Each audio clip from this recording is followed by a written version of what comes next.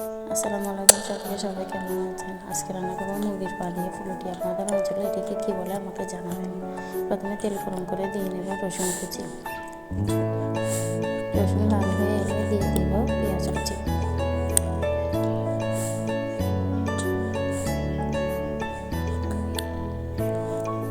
পেঁয়াজ ও রসুন ভালোভাবে ভেজে নিয়ে দিয়ে দিতে হবে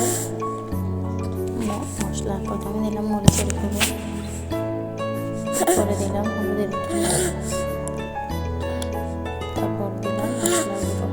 সবগুলো মশলা একসাথে মিশিয়ে সামান্য পানি দিয়ে কষিয়ে নিতে হবে।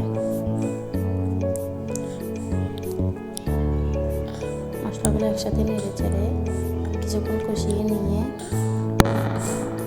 যখন তেল উপরে ভেসে উঠবে তখন দিয়ে দিতে হবে মুরগির পাগুলো।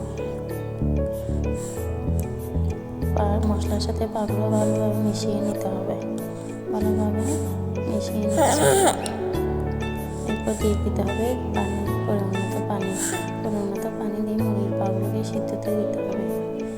পানিতে যখন ব্লক চলে আসবে তখন আরও কিছুটা পানি অ্যাড করে দিব, কারণ ফুলুটি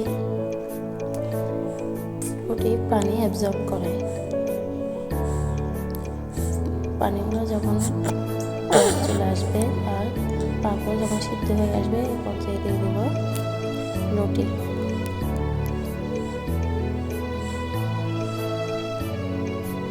ফুলুটিগুলো দিয়ে সামান্য নাড়াচাড়া করে দিতে হবে।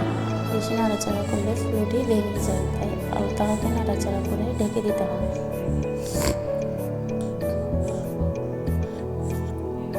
ধনিয়া পাতা ও মরিচ ফালি করে দিয়ে আর একটু সামান্য নেড়ে চেড়ে দিয়ে ঢাকা দিয়ে দিলে